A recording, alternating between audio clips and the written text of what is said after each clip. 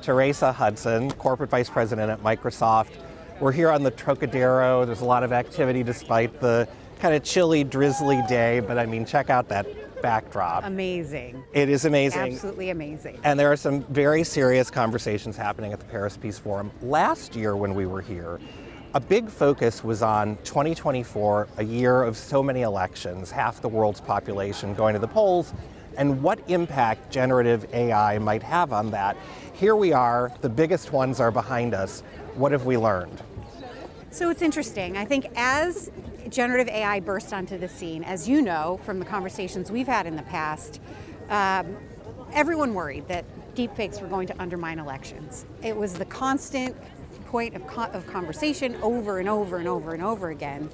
And actually, I think what we saw is that we don't think any deepfake, with maybe one exception, actually impacted the outcome of an election. So it was a little bit of, I'm glad we did all the work we did. I think it was really important that we did it. But I think maybe it wasn't as big of an impact, or at least not in the specific way that we worried it would be. So do you think now, looking back on it, that we were asking the wrong questions, or that there's a new way to frame how AI might impact democracy?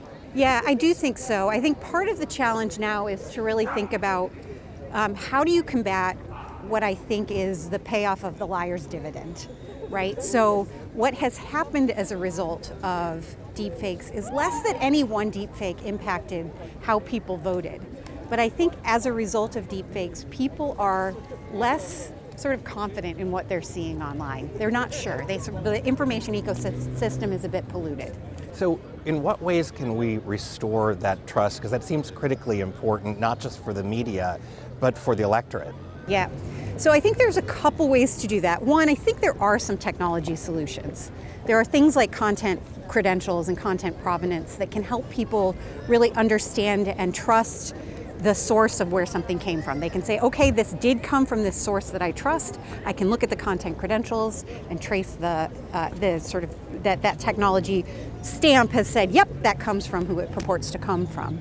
But then I think that, a lot of institutions need to do a little bit of self-examination and say, okay, what do we need to do as institutions to rebuild trust so that when we are communicating through technology or otherwise, people trust us as the speakers? And that, I think, is a much, much harder problem that we'll need to tackle in the year ahead.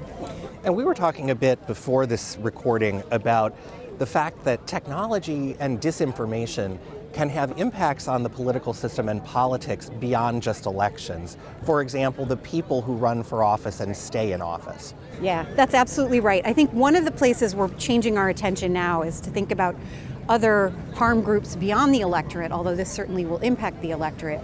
And we're thinking a lot about the ways in which women are targeted online and targeted by deepfakes and non-consensual sexual imagery and deepfakes.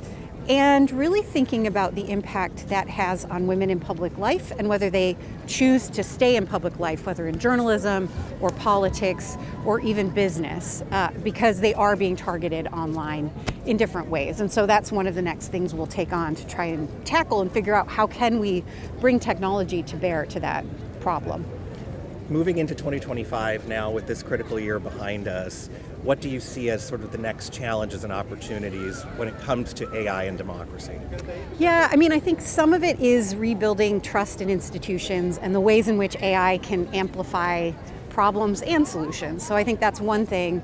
And then I do think we need to think about how we can start to mitigate some of the harmful use cases of AI and particular audiences. So children, women, consumers who can be defrauded, and then really thinking about what's the right regulatory environment for that to advance, technology in trustworthy ways and mitigate the potential harms.